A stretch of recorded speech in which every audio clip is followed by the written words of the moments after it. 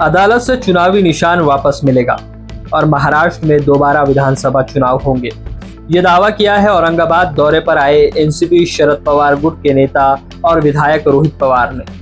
उन्होंने राहुल गांधी के उस बयान का भी समर्थन किया है जिसमें चुनाव आयोग पर गंभीर सवाल उठाए गए हैं। साथ ही मंत्री प्रताप सरनाइक पर एक कंपनी से स्पॉन्सरशिप लेने का आरोप लगाया है। आइए सुनते हैं पत्रकार परिषद में रोहित पवार ने क्या कहा। अभी किसान की परिस्थिति अगर आप देखो तो किसानों की परिस्थिति बहुत डिफिकल्टी में है। उसी के साथ अगर युवा के वर्ग नौकरियां नहीं मिल रही, महिला सुरक्षा का बहुत बड़ा विषय है। अभी सरकार के सामने हम हर वक्त मतलब अधिवेशन में भी सेशन के वक्त या बाहर भी हर वक्त हम विषय वहाँ पे बोल रहे हैं, प्रस्तुत कर रहे हैं, लेकिन सरकार उसको सीरियसली नहीं ले रही। जो भी मंत्री है जिस तरीके से वो बिहेव कर रहे हैं, करप्शन कर रहे हैं, वो मुद्दा हम आगे लेके जा रहे हैं, लेकिन सरकार उसके बारे में सीरियस नहीं है। तो जब सरकार सीरियस नहीं होती या विरोधकों को वो सीरियसली नहीं लेती, तब लोगों के माध्यम से इकट्ठा लोगों की ताकत दिखाना बहुत इंपॉर्टेंट होता है। और ये जो लोगों के विषय है, जो अड़चन है और उसके साथ करप्शन के मुद्दे, ये सब लेते हुए हम रास्ते पे उतरेंगे और बहुत बड़ी संख्याओं में उतरेंगे, ऐसा आप सबको बताते हैं। जी, अमेरिका ने टैरिफ लगाया, उसके बाद प्रधानमंत्री चाइना जा रहे हैं। देखो, वो डिप्लोमेसी का विषय है। चाइना आप क्यों जा रहे हो? अगर बहुत साल पहले मतलब 3 से 4 साल पहले भारत ने क्या किया था, चाइना से इंपोर्ट बंद किया था। क्यों किया था? क्योंकि चाइना इंक्रोचमेंट कर रही है इंडिया के प्रॉपर्टी पे। मतलब चाइना अपना ताकत का इस्तेमाल करते हुए धीरे धीरे इंडिया की तरफ बॉर्डर क्रॉस करते हुए वहाँ यहाँ पे आ रहे। इसलिए हमने टिकटॉक बैन किया था, बहुत कुछ बैन किया था। मतलब we are at war with China and Pakistan. ऐसी सिचुएशन में आप अगर चाइना जा रहे हो तो वह आप क्या दिखाना चाहते हो? चाइना तो अपना ओरिजिनल एनिमी है, पाकिस्तान ओरिजिनल एनिमी है। तो अभी कहाँ ना कहाँ तो भी डिप्लोमेसी एक अलग लेवल पे जाने की जरूरत है। लेकिन अगर आप दुश्मन के यहाँ पे अगर जा रहे हो तो कितना विश्वास आप दुश्मन पे रख सकते हो, चाइना पे रख सकते हो? तो कहाँ पे थी पंतप्रधान साहब के जो कंसल्टेंट है या मार्गदर्शन करने वाले उनके जो एक्सपर्ट्स है वो गलत हो रहे हैं, ऐसा हम सबका कहना है। आरजेडी के नेता जो है गांधी जी ने जो प्रेजेंटेशन किया वो प्रेजेंटेशन अगर आप देखोगे तो आपको पता चलेगा कि किस तरीके से इलेक्शन को मैनेज किया जा सकता है। अगर आप देखो तो जहाँ वहाँ पे जो एडिशनल लोगों का नाम रजिस्टर किया गया, किस लोकेशन पे किया गया था, वहाँ पे कितने लोग रहते हैं और एक व्यक्ति का नाम कौन से राज्य में वहाँ पे था। वहाँ पे मतलब कर्नाटका में उनका कुछ न कुछ तो कंट्रोल था, इसीलिए वो इन्फॉर्मेशन उनके पास आई। लेकिन महाराष्ट्र की अगर बात करें तो महाराष्ट्र में विधानसभा में ये जो मैनिपुलेशन हुआ था ईवीएम का, बहुत बड़े लेवल पे हुआ था। बहुत सारे हमारे जो उम्मीदवार हैं उन्होंने तो बहुत सारे ऐसे प्रूफ दिए कि जहाँ पे ये मतदान हुआ था वहाँ पे ईवीएम का जो मशीन है उसकी बैटरी वो लोग वहाँ पे भूल के गए थे। तो हमारा प्रश्न ऐसे भी होता है कि वो बैटरी का बाद में वो नई बैटरी वहाँ पे डाली गई थी क्या? और जब हमने टेस्टिंग या काउंटिंग के लिए हम गए थे ईवीएम का, वीवीपैट का, तो उन्होंने वीवीपैट का जो रोल था वो बाहर निकाल कर रखा था। तो ये सब चीज़ें देखने के बाद ईवीएम डेफिनेटली मैनिपुलेट हो सकता है, ऐसा प्रूफ वहाँ पे राहुल गांधी जी ने दिया है। और हमारा जो डर था वो असलियत में बदलता हुआ हम सबको दिखाई देगा। आपने प्रश्न चिन्ह का जो मामला है उस पर आपका क्या कहना है? प्रश्न चिन्ह जो मामला चल रहा है कोर्ट में, अदालत में, उसके देखो अभी ये जो पार्टी का चिन्ह है, जैसे कि हमारा चिन्ह ये वॉच था, ये जो घड़ी थी, और जो उद्धव ठाकरे साहब का पक्ष का चिन्ह ये धनुष बाण था। अगर आप देखो जिस तरीके से एकनाथ शिंदे जी दिल्ली जा रहे, वहाँ पे चर्चा कर रहे हैं, वहाँ पे बहुत बार उनको जाने की ज़रूरत पड़ रही है। तो ऐसे लग रहा है कि सुप्रीम कोर्ट, और सुप्रीम कोर्ट पे हमारा विश्वास है, तो सुप्रीम कोर्ट आते समय पे वो जो धनुष बाण है वो उद्धव ठाकरे साहब को दे सकते हैं और जो घड़ी है वो आदरणीय पवार साहब को मिल सकती है। और ऐसे अगर हो गया तो एकनाथ शिंदे साहब और अजित दादा उनके पास 2 ऑप्शन रहते हैं।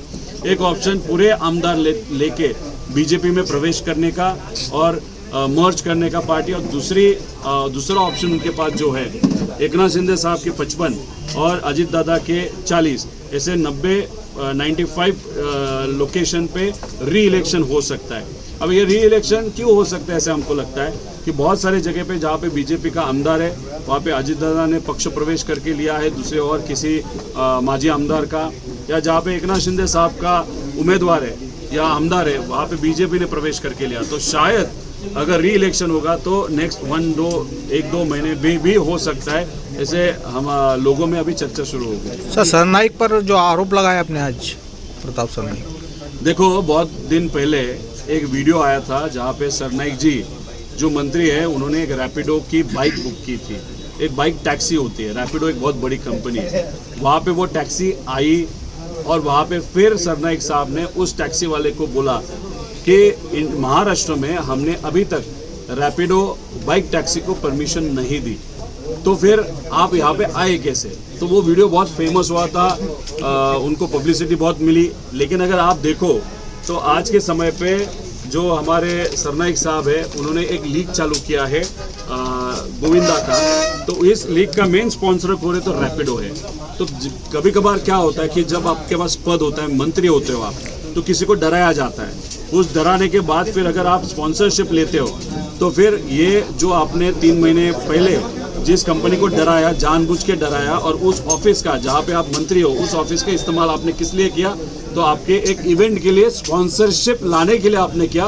मतलब आपका जो ऑफिस है, आपका जो पद है, उसका मिसयूज आपने वहाँ पे किया है। ह्याच्यात कोलोजियम जे असतं सुप्रीम कोर्टाचं ते पूर्वी नव्हतं। जेव्हा हा मुद्दा मी मांडला तेव्हा भाजपचे अंधभक्त तिथं माझ्यावर टीका करत होते, पूर्वी असं झालं, त्याच्या आधी असं झालं।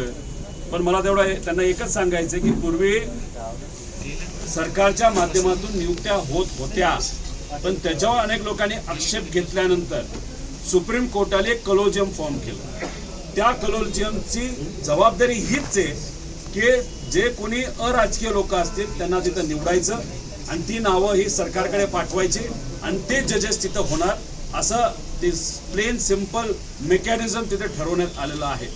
या आरती साठे ज्या आहेत त्या माजी भाजपच्या प्रवक्त्या आहेत। आता त्यांचा इंटरव्ह्यू जेव्हा चालू होता तेव्हा कदाचित त्या पदावर होत्या, मग त्यांचा इंटरव्ह्यू जर झाला असेल तर त्यांना अप्रूव्ह केलं कसं गेलं। अशी चर्चा आहे की 60 लोकांचे इंटरव्ह्यू झाले असावे, त्यातून 20 ते 30% लोक हे रिजेक्ट करण्यात आले, कारण त्यांचा राजकीय कुठं ना कुठं तरी काही ना काहीतरी संबंध निघाले। म्हणजे कसे, राजकीय पार्टीची एखादी केस खेळलेली असेल, नाहीतर ते स्वतः कुठल्या तरी पक्षाचे कुठेतरी पदाधिकारी असावेत, आणि मग या अनुषंगाने त्या 30% लोकांना रिजेक्ट केलं। पण आरती साठेला जर तुम्ही अप्रूव्ह करत असाल, आणि कलोजियमचं कामच हेच होतं की अराजकीय लोकांना पुढे ढकला, कदाचित कलोजियमला खरी माहिती पोहोचली नसावी। म्हणून आमचं काम एवढंच आहे, विनंती करणं। आम्ही सीजीआयला विनंती केली, सरकारला विनंती केली, आणि अनेक नेते म्हणजे खरगे साहेबांच्या चिरंजीवांनी सुद्धा, जे मंत्री आहेत त्यांनी सुद्धा हा मुद्दा पुढे घेतलेला आहे। उद्या जाऊन या बाबतीत काय होते बघावं लागेल। आमची भीती एवढीच आहे की जर शेतकरी अडचणीत असेल, युवा अडचणीत असेल,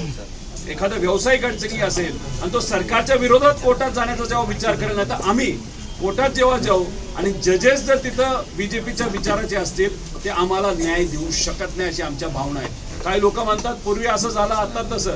एक समजू का, राजकारण सुद्धा बदललेलं आहे। इलेक्शन कमिशन पूर्वी हे स्वायत्त संस्था होती, सीबीआय स्वायत्त संस्था होती, पण ज्या दिवसापासून भाजप सत्तेत आलं या देशामध्ये त्या दिवसापासून इलेक्शन कमिशन हे भाजपचं वेगळे डिपार्टमेंट झालेलं आहे। आजच राहुल गांधीजींनी इलेक्शन कमिशनचे कपडे हे उघड काढलेले आपण सर्वांनी बघितले। म्हणजे अक्षरशः ते प्रेझेंटेशन बघण्यासारखं आहे। त्याच्यामध्ये आपण जर खोलात गेला तर इलेक्शन कमिशनने काय प्रकारे मॅनिप्युलेशन केलं, आणि जे काय आम्ही मुद्दे मांडत होतो ते त्यांनी नियम बदलून ते आम्ही करूच शकत नाही, देऊच शकत नाही, असे नियम त्या ठिकाणी केले। म्हणजे कुठेतरी इलेक्शन कमिशन हे पूर्णपणे भाजपची एक डिपार्टमेंट झाल्यानं असं न्याय व्यवस्थेचं होऊ नये एवढीच भीती आम्हाला सगळ्यांना वाटते।